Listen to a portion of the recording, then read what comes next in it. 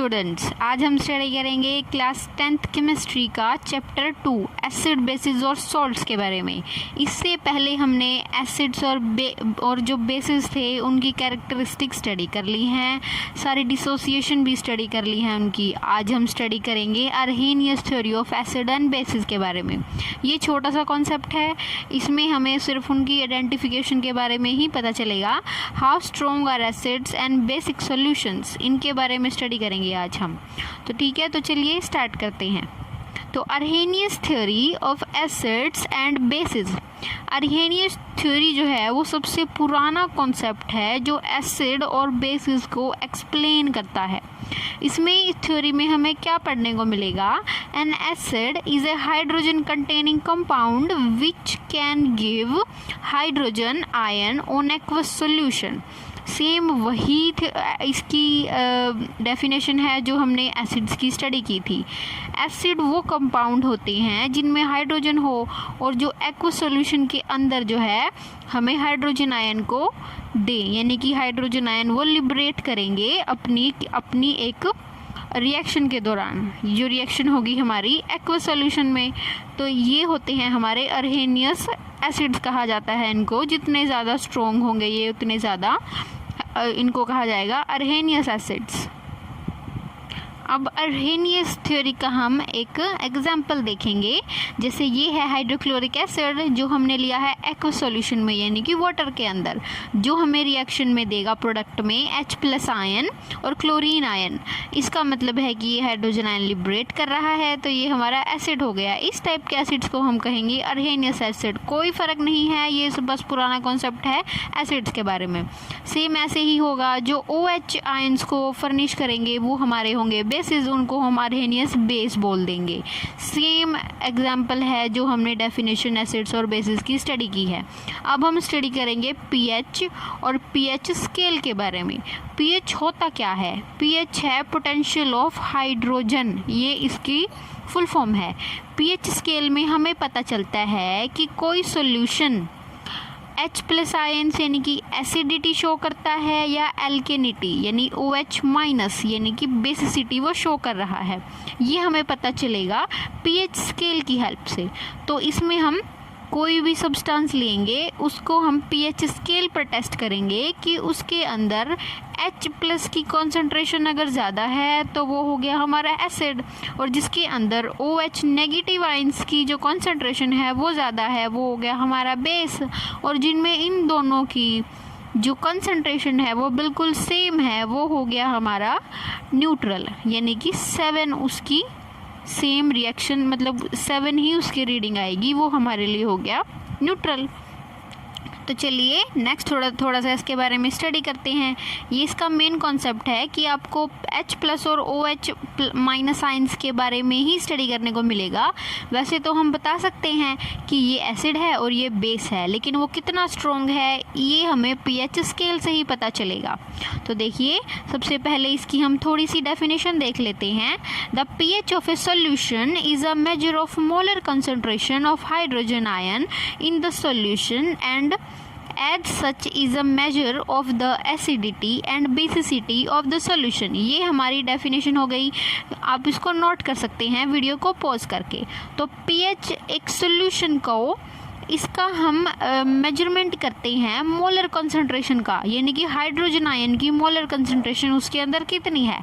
अगर H+ ions की ज़्यादा है तो वो हो गया हमारा एसिड, और मतलब OH- आयंस की कंसंट्रेशन ज़्यादा है तो वो हो गया हमारा बेस। तो इस तरीके से हम इसको स्टडी करेंगे। तो ये पावर ऑफ हाइड्रोजन इसको कहा जाता है। इसको शो किया जाएगा pH स्केल लोगैरिथम। ये देखिए येलो G लिखा हुआ है, ये होता है हमारा लोगैरिथम 1/H+ आयंस। इसको इस तरीके से हम जितनी भी कंसंट्रेशन होगी उसको हम यहाँ लिख लेंगे, और अल्टरनेटिव तरीके से हम इसको लिखेंगे उल्टा करके। अगर हमने इसको H+ को ऊपर लिखना है तो ये साइन जो है ये नेगेटिव में चेंज हो जाएगा। अब देखिए नेगेटिव साइन है हमारा यहाँ, तो वो क्या बता रहा है कि अगर H इंक्रीज होगा तो pH जो है वो कम हो जाएगा।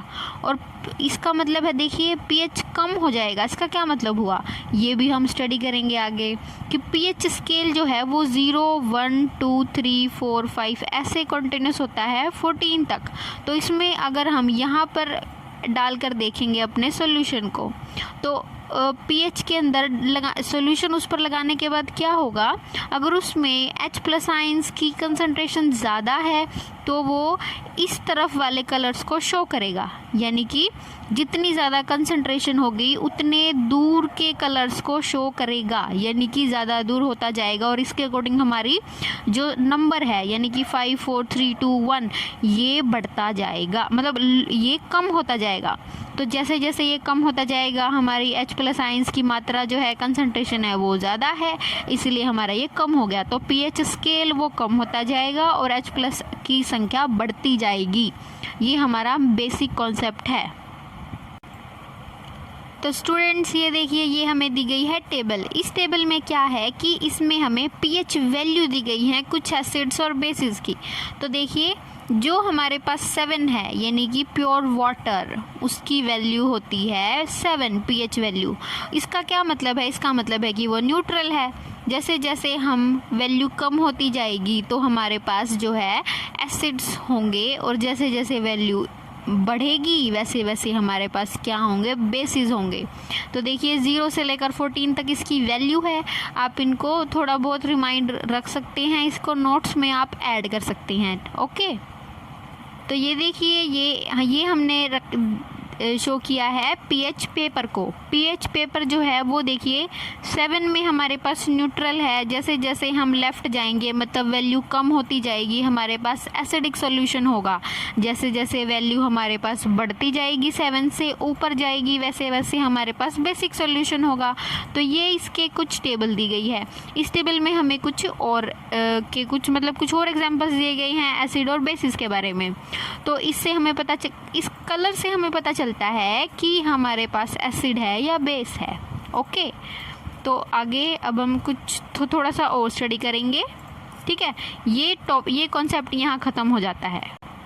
सो ये आज का हमारा ये लास्ट टॉपिक है, importance of pH in everyday life. हमारे रोज़मर्रा की ज़िंदगी में पीएच का क्या इम्पोर्टेंस है उसके बारे में। अब देखिए सबसे फर्स्ट हमारी ह्यूमन बॉडी के अंदर, इसमें देखिए हमारी जो बॉडी है उसका पीएच हम किस प्रकार वो है प्रेडिक्ट कर सकते हैं। जब हमें कोल्ड और फ्लू होता है तो हमारा जो पीएच लेवल है 6.9, तो ये हमारा जो है ये अलग अलग डिफरेंट हो जाता है।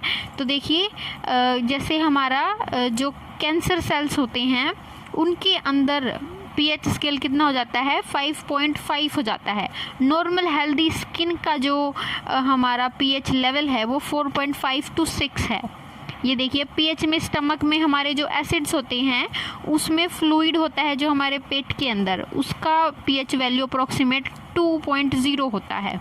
तो ये हमारे डाइजेशन में यूज़ होते हैं हमारे सारे फ्लूइड्स। तो देखिए जो हमारा ब्लड है ह्यूमन ब्लड उसका पीएच होता है 7.35 to 7.45। अगर इसमें कुछ इंक्रीज़ और डिक्रीज़ होता है तो इसका मतलब है हमारे ब्लड में कुछ बीमारी आ गई है। अब हमारे नॉर्मल सलाइवा का जो एवरीडे लाइफ में पीएच स्केल होता है वो 6.5 to 7.5 होता है।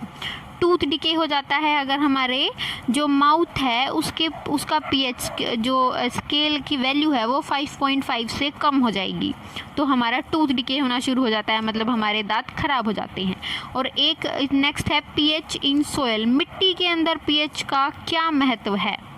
तो अब देखिए पीएच सोयल की इम्पोर्टेंस क्या होती है। सिट्रस फ्रूट होते हैं खट्टे फल।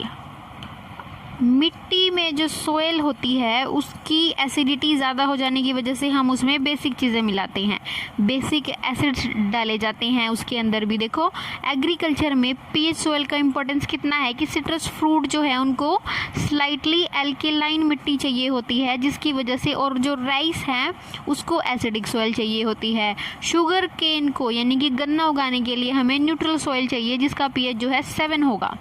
अब रेन वाटर वाटर का pH अप्रोक्सीमेटली 7 होता है जो कि न्यूट्रल है।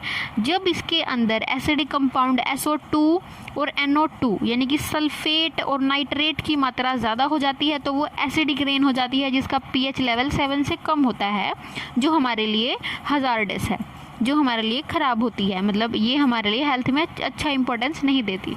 नेक्स्ट है डाइजेस्टिव सिस्टम। हमारे डाइजेस्टिव सिस्टम के अंदर जब हम खाना खाते हैं तो क्या होता है, हमारा पेट जो है वो HCl एसिड बनाता है जो हमारे खाने को डाइजेस्ट करने में मदद करता है। जैसे हम कुछ स्पाइसी खाते हैं तो हमारे स्टमक में ज़्यादा एसिड हो जाने की वजह से एसिडिटी हो जाती है, तो क्या होता है, हम बेसिक चीज़ें लेना शुरू कर देते हैं, यानी कि एंटासिड खाते हैं, जो पिछली वीडियोज़ में भी हमने स्टडी किया था। फिर self defence of animal and plant, कुछ एनिमल्स और प्लांट्स भी इसका यूज़ करते हैं और इसका मतलब स्टिंग्स का यूज़ करते हैं बहुत सारे, ये भी हमने स्टडी किया था इससे पहले। इसके बाद है हमारे पास प्लांट ग्रोथ में भी pH सोयल का इम्पोर्टेंस है। इंडस्ट्रीज़ में भी, इंडस्ट्रीज़ में हमें पेपर, डाई, जिंक, पेंट वगैरह बनाने के लिए इंडस्ट्रीज़ में इसकी ज़रूरत पड़ती है, एसिड्स की और बेसिस की। इन्वायरमेंट में भी pH जो है हमारे फूड को प्रिजर्व करने के लिए भी बहुत काम आता है। तो ये थे इसके कुछ एग्जाम्पल्स। अब हम नेक्स्ट वीडियो में सोल्ट को ही स्टडी करेंगे, सिर्फ सोल्ट्स का उसी वीडियो में ख़त्म हो जाएगा। Okay, thank you so much.